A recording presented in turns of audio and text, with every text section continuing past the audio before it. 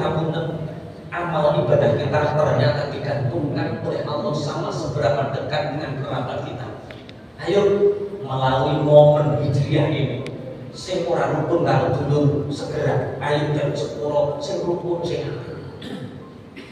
duwe dulur apik ya diapiki, duwe dulur elek diapiki, duwe para tuwa apik ya diapiki, duwe para tuwa cerewet. Ada yang punya mertua cerewet? Alhamdulillah. Kalau ada mertua cerewet itu tandanya kurang sajen. Sajen cukupi menutup. Semua orang pernah merasakan gesekan sama mertua, tapi rata-rata mertua itu nek sajane cukup menutup.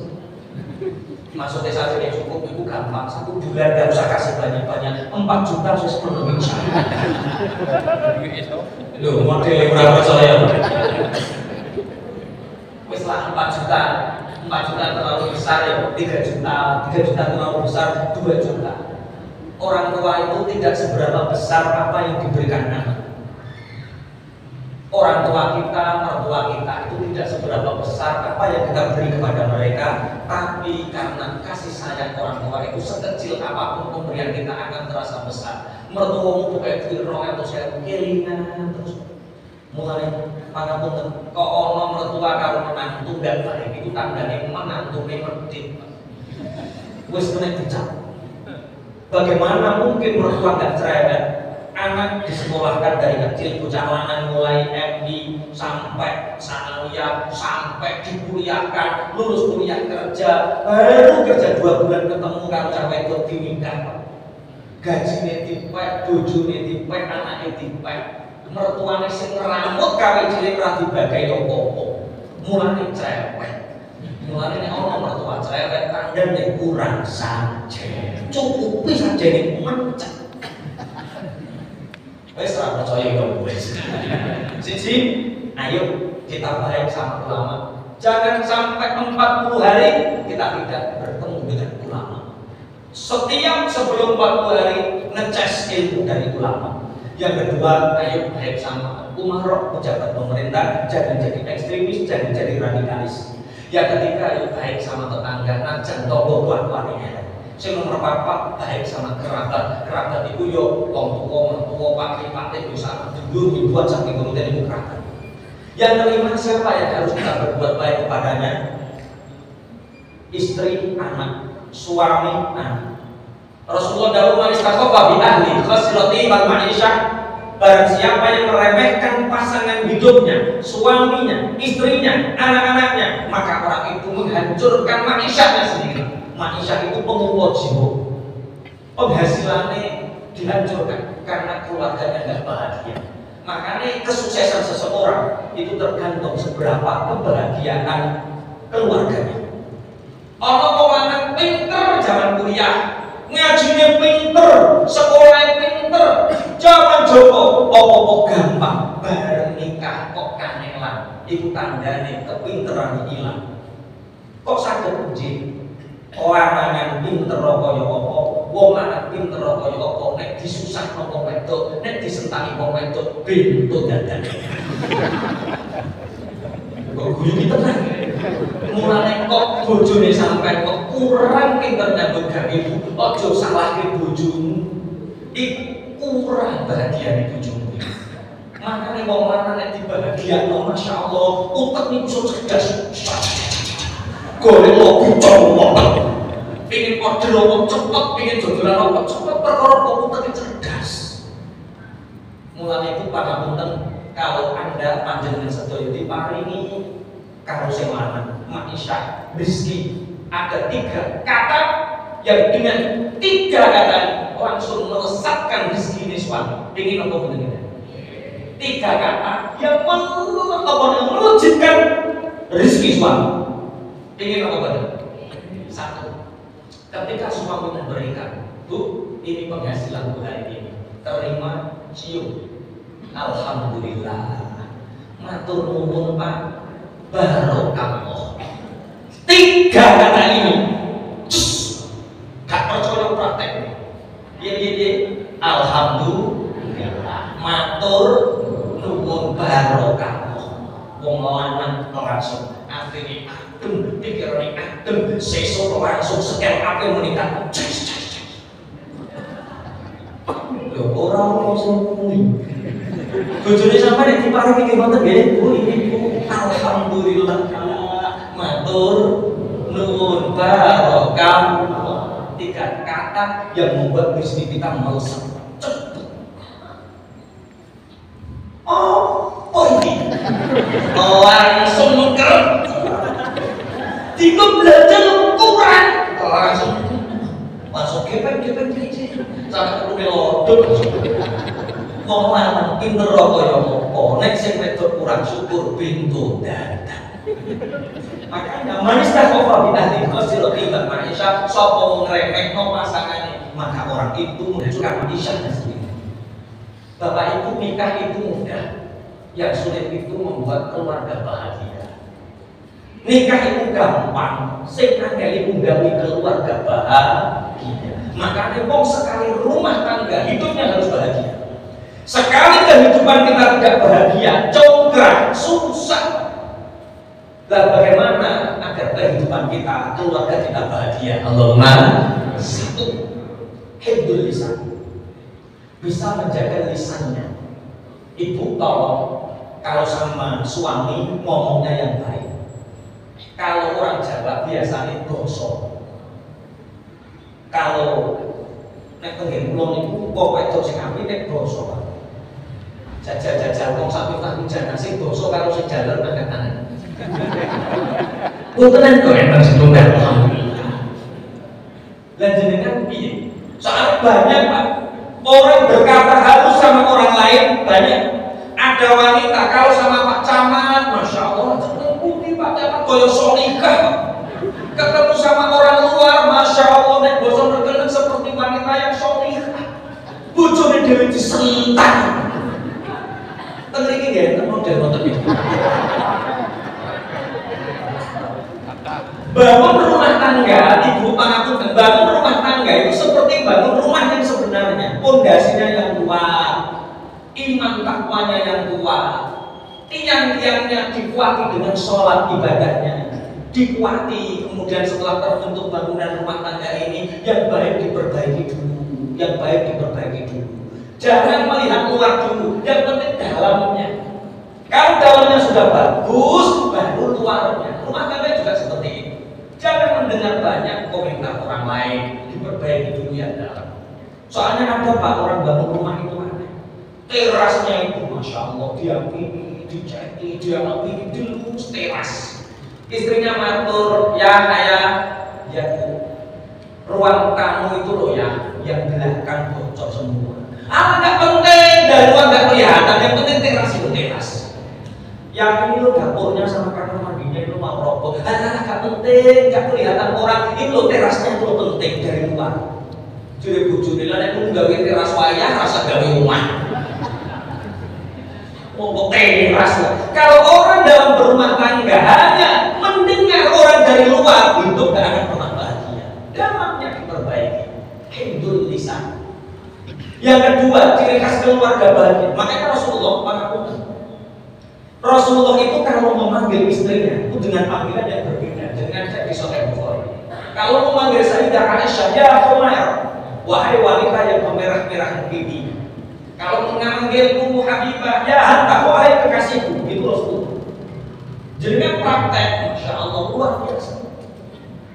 Kalau saya biasanya panggilnya Nabi, saya manggil istri saya biasanya praktek seperti Rasulullah sekali-kali.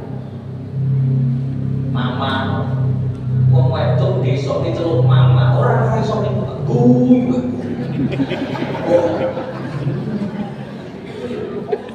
Tapi ternyata praktek itu tidak semudah yang dibayangkan. Saya pernah ingin praktek. Saya itu satu rumah dengan orang tua, ibu saya masih hidup, alhamdulillah ibu saya ikut ibu satu rumah, mertua juga satu rumah dengan saya. Nah, di depan saya itu banyak santri, ada 300-an santri. Jadi saya mau manggil Umi, saya kurang benar. Jadi saya memanggil saya itu butuh waktu. Kalau mertua tidur, ibu saya tidur, santri tidur semua. Biasanya kalau pulang malam seperti ini, langsung saya praktek seperti Rasulullah. Nah, mengetuk itu kamu. Tok tok tok tok. Assalamualaikum. Papa pulang saya. Aku keruk-keruk wah tangi wong ya. Bawa wong tangi greget jingane lawan sayang-sayang telak. Oh ternyata memang praktek itu tidak semudah yang dibayangkan. Trinomo gini umi dipanggil sayang telak. Sama sing penting minimal pernah praktek. Itu keluarga bahagia. Kemudian ciri khas keluarga bahagia yang kedua itu keluarga yang murah senyum. Bahasanya Kanjeng Nabi itu yadkhulu ilaihi dhahikan wa yakhruju minhu dhahikan.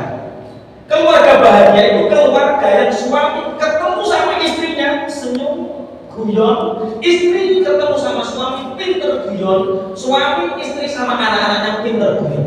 Hanya keluarga bahagia sing pinter guyon karo keluarganya. Soalnya banyak suami pinter guyon sama temennya di warung kopi guyon, neng embok perapatan guyon, sama temen-temennya di perempatan guyon, bojo liwat menencem kok bojo liwat. Wong lanang model ngono niku. Makanya tolong nanti ciptakan keluarga yang murah senyum, keluarga yang bahagia, keluarga yang pinter guyon. Apalagi hidup di zaman sekarang yang kita disibukkan dengan setan gepeng HP. Kadang mawaddah ini timbul, hilang mawaddah, rasa seneng hilang, tautan dalam hati hilang sama pasangan. Karena apa? Sering nyekel setan gepeng. Gimana tuh? Kemarin itu ada suami istri datang. Yang pertama ngomong suaminya, Pak Kiai mohon pencerahan. Saya ini nikah sama istri ini 8 tahun Pak Kiai, alhamdulillah. Ini pilihannya sendiri Mas. Ya Pak Kiai, ini pilihan saya sendiri sejak saya berkuliah dulu. Gini Pak Kiai, kami berdua ingin sharing. Dulu kalau saya sama istri itu di hati itu enak, teduh, nyaman. Jadi tidak ada jarak. Nah sekarang ini punya anak 2 Pak Kiai. Istri saya itu semakin gemuk. Kalau gajah uling Pak. Dulu itu kalau memandang istri itu ada rasa. Ono gede, ono nikmati, ono piye, ono damai. Tapi sekarang akhir-akhir ini 8 tahun ini sejak punya anak kedua ini kok seperti ada hampa. Apakah rasa cinta atau mawaddah ini sudah hilang Pak Kiai? Kalau seperti ini bagaimana? Tak dengarkan terus. Sudah Mas ceritanya. Nyatanya waktu Mbak, Pak Kiai semakin tidak menarik baginya. Saya ini semakin tidak menarik bagi saya. Ini solusinya gimana Pak Kiai? Tak tanya. Kalau sama istri seperti itu Mas Dia. Kalau sama mahasiswi yang masih rapi, masih langsing itu gimana Mas? Yo semangat Pak Kiai kok. Mas, Anda tahu mawaddah itu kenapa dijabut sama Allah? Bukan kesalahan istrimu yang semakin gemuk, bukan karena punya 2 anak mawaddah ini hilang. Lah kenapa Pak Kiai? Mawaddah itu dihilangkan sama Allah itu karena matamu tuh kakean jelalatan. Walaupun istrimu gemuk, walaupun istrimu hitam, maka kalau matamu tidak pernah melihat yang di luar sana, tidak pernah jelalatan, maka yang gemuk dan hitam itu akan terasa mawaddahnya. Ada rasa nih Mas. Nek sampai kepingin foto mawaddah maneh, ojo gampang jelalatan matamu. Si cocok. Modelnya kaya suudon karo bojone. Aku gak suudon Pak Kiai, syukur yakinan bisa. Ayo ciptakan keluarga bahagia. Islam ini akan jaya kalau kita dilahirkan dari keluarga yang bahagia dan jaya. Wal yakhshal ladzina law taraku min khalfihim dzurriyyatan dhi'afan khafu 'alaihim falyattaqullaha wa liyaqulu qawlan sadida. Jangan sekali-kali kita punya keluarga yang keluarga ini melahirkan keluarga yang lemah, keluarga yang dhaif, lemah akidahnya, lemah pikirannya, lemah fisiknya, lemah ekonominya. Kalau kita punya generasi yang kuat, cilik wis hafal Quran, masya Allah. Wis iso ngaji, Allahumma amin. Akidahnya bener, lurus, ahlu sunnah wal jamaah, ekonominya bagus, maka tinggal menunggu waktu kejayaan Islam akan datang. Tapi kejayaan Islam akan datang itu kalau 5 elemen ini, ukhuwah Islamnya, ukhuwah basyariah, dengan 5 hal ini tercapai. 1, antara kita dengan ulama hubungan kita baik. Bangsa yang merosot itu bangsa yang dia jauh dari para ulama. Yang kedua, ketika hubungan masyarakat dengan pemerintahnya baik. Jangan jadi teroris, jangan jadi buron. Harus baik antara masyarakat dengan pejabat. Yang ketiga, dengan tetangga hukum, dengan tetangga baik. Karena ukhuwah Islam yang bisa tercapai nek karo tonggo iku apik. Tonggo iku wong liya. Bisa tercapai rukun dengan tetangga kalau kita rukun sama keluarga, sama kerabat. Pangapunten, kemarin saya itu tidak sengaja. Beberapa tahun, 6 tahun yang lalu kalau salah mobil saya rusak. Mobil saya rusak, saya masukkan bengkel, ada Cina itu datang satu truk bawa kacamata. Tak tanya, ini mau kemana? Ke Surabaya. Kacamata satu ini habis kok, habis mas. Ya siapa yang beli? Kalau nggak ada yang beli ya teman-teman siapa? Batek-batek. Dia punya marga namanya marga apa gitu. Itu kalau nggak habis ya diborong sama keluarga habis. Kita itu punya satu persatuan dalam ikatan keluarga. Lah orang Jawa itu repot. Kita nggak punya marga. Gelar kita itu di depan Raden, Kanjeng, Ustaz, Kiai itu di depan. Kalau marga itu di belakang. Nah, kita itu kadang taruh di sana terus rukun. Masya Allah, makanya ini jadi perhatian kita. Kita akan bangkit kalau memang dari keluarga ini bangkit. Nah, kerabat ini wujud kerukunan ini keluarga kecil kita, suami kita, istri kita, anak kita menjadi keluarga yang kita. Semoga apa yang kita cita-citakan di tahun 1445 Hijriah ini dikabulkan oleh Allah. Cita-cita akhirat kita ditetapkan, iman dan Islam kita diberi rezeki yang melimpah. Cita-cita duniawi kita punya anak soleh dan solihah, punya badan yang sehat walafiat, senantiasa dalam keberkahan dan ridhonya Allah. Al-Fatihah.